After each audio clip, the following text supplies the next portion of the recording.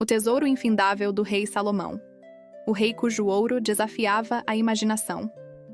Era uma vez, em uma era de impérios nascentes e deuses que caminhavam entre os homens, um reino que brilhava mais que o sol do meio-dia.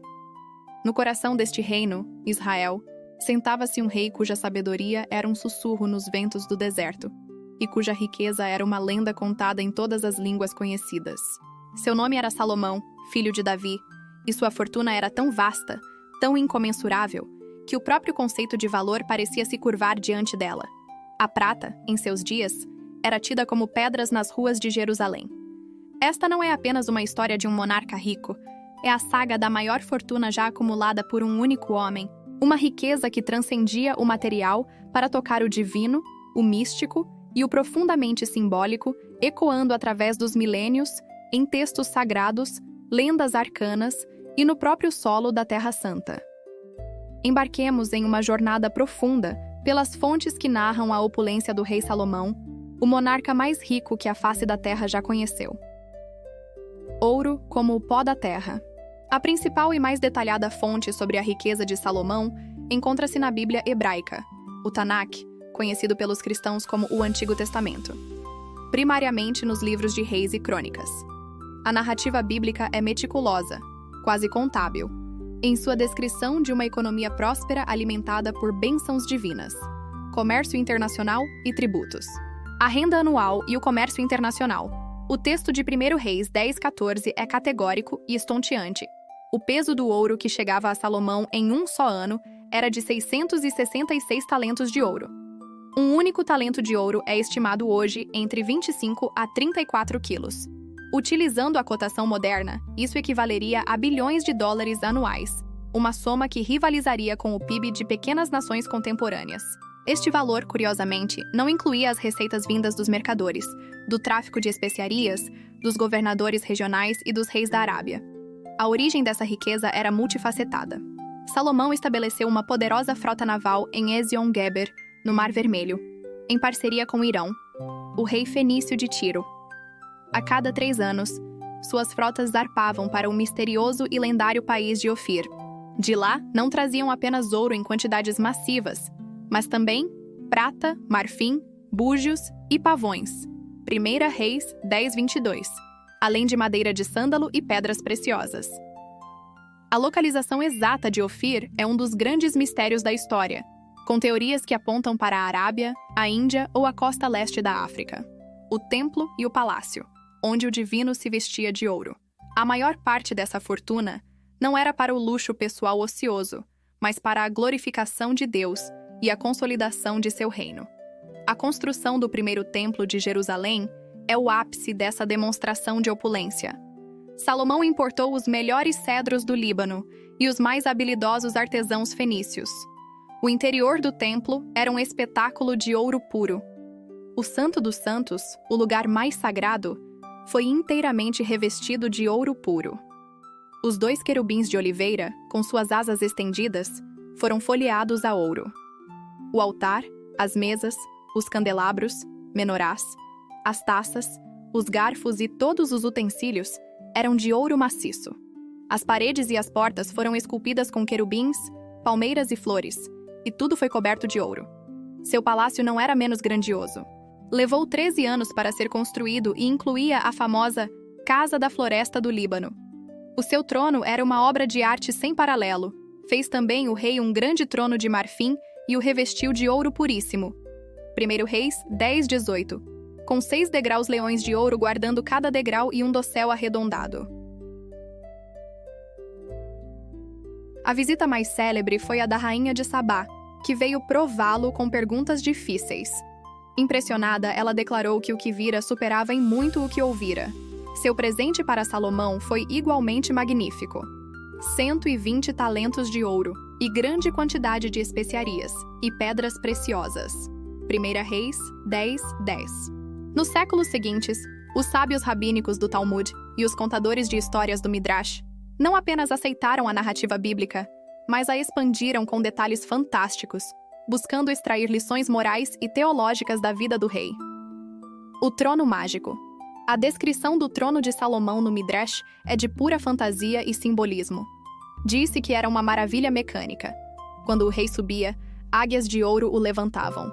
Leões e outros animais de ouro se moviam e rugiam, e um mecanismo fazia com que os anciãos do sinédrio se sentassem quando ele se sentava.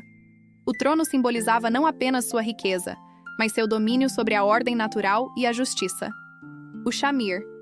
Para construir o templo sem o uso de ferramentas de ferro, que simbolizavam a guerra, o Talmud relata que Salomão usou o Shamir, uma criatura mítica do tamanho de um grão de cevada que tinha o poder de cortar as pedras mais duras de forma silenciosa e precisa. A posse do Shamir foi um presente de Deus, mostrando que a construção do templo era uma obra sobrenatural. A riqueza como prova e armadilha. Os sábios também usaram a riqueza de Salomão como uma lição de moral. Embora fosse inicialmente uma bênção divina em resposta ao seu pedido por sabedoria, ela também se tornou a causa de sua queda. Seu harém de 1000 mulheres, muitas delas estrangeiras, o levou a tolerar a idolatria, violando os mandamentos da Torá.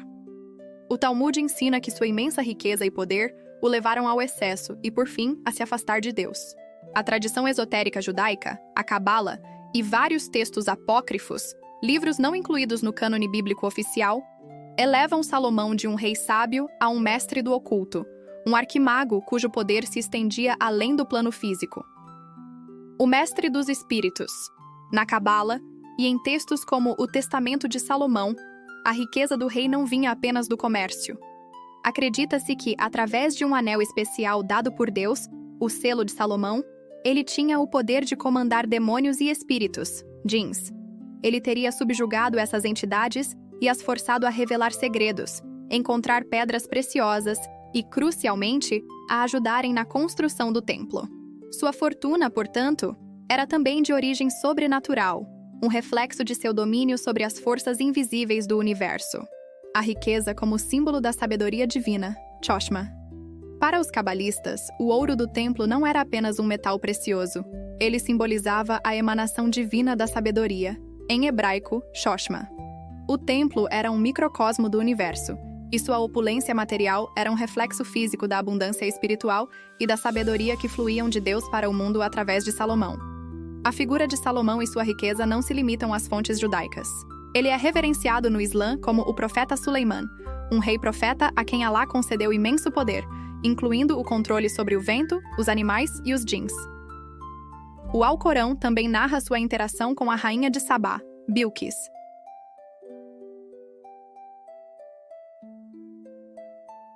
Do ponto de vista da arqueologia e da história, a escala bíblica da riqueza de Salomão é um tema de intenso debate. Evidências de um reino forte. Arqueólogos encontraram evidências de um estado centralizado e poderoso durante o século X a.C., a Era de Salomão, incluindo portões monumentais em cidades estratégicas como Hazor Megido e Gezer, cuja construção é atribuída a ele. As minas do rei Salomão. Escavações no Vale de Tímina, em Israel, revelaram uma vasta operação de mineração de cobre datada da época de Salomão. Embora o cobre não seja ouro, isso demonstra que o reino tinha a capacidade tecnológica e organizacional para empreendimentos industriais em larga escala, o que apoia a ideia de uma economia sofisticada. A ausência de inscrições diretas. Críticos apontam para a falta de inscrições monumentais ou registros de outras civilizações, como o Egito ou a Mesopotâmia, que confirmem diretamente a magnitude da riqueza descrita na Bíblia. Muitos historiadores sugerem que a narrativa bíblica, escrita séculos depois, pode ter exagerado a opulência do reinado de Salomão para criar uma idade de ouro nostálgica, um modelo de glória e bênção divina para as gerações futuras. A riqueza seria, portanto, tanto um fato histórico quanto uma construção teológica.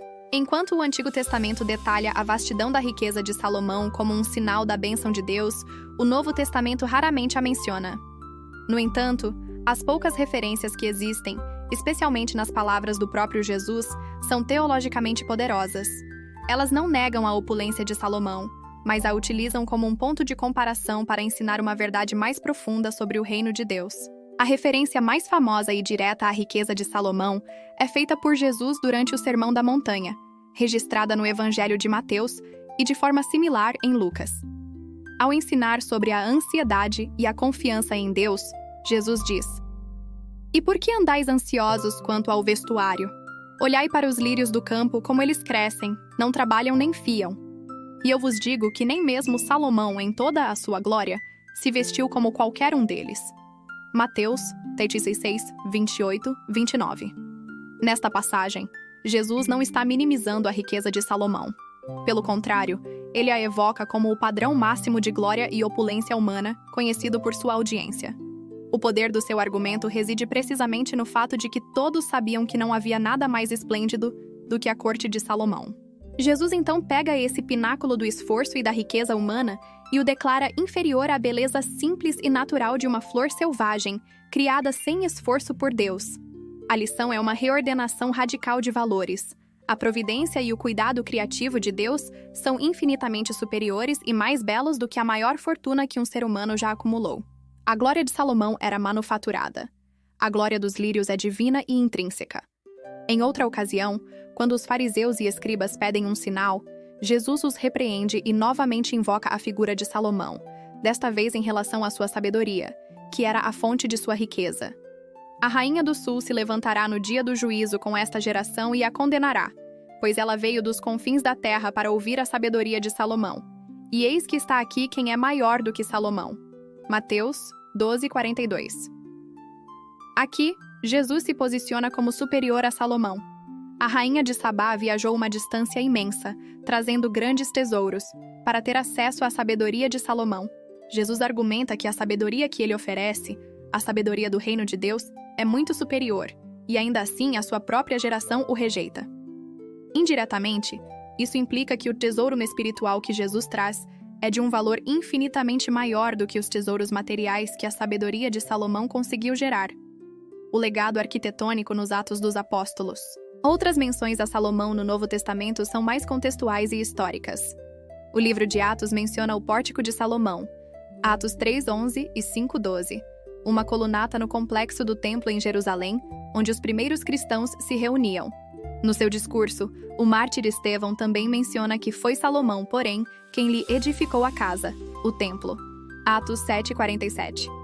Essas referências mostram que o legado das grandes obras de Salomão, financiadas por sua imensa riqueza, ainda era uma parte física e proeminente da vida judaica e da igreja primitiva.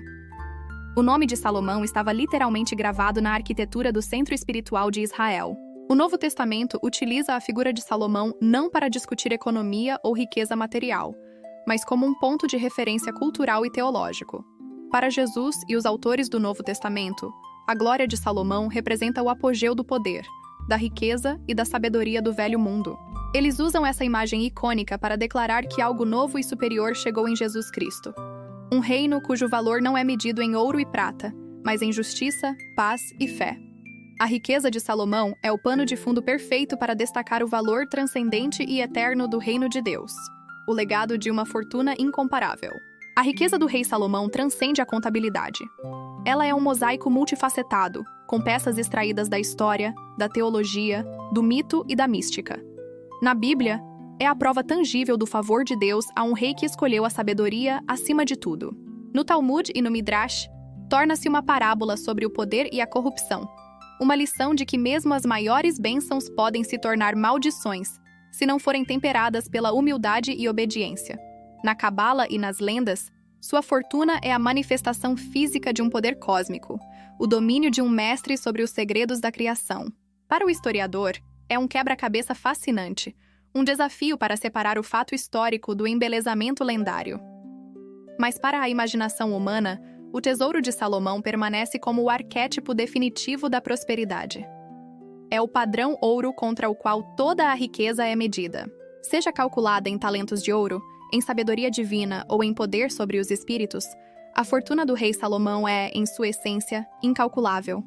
Sua verdadeira riqueza não reside nas minas perdidas de Ofir ou nos cofres de Jerusalém, mas em sua capacidade de inspirar admiração, debate e busca por sabedoria 3 milênios após seu trono de marfim e ouro ter se transformado em pó.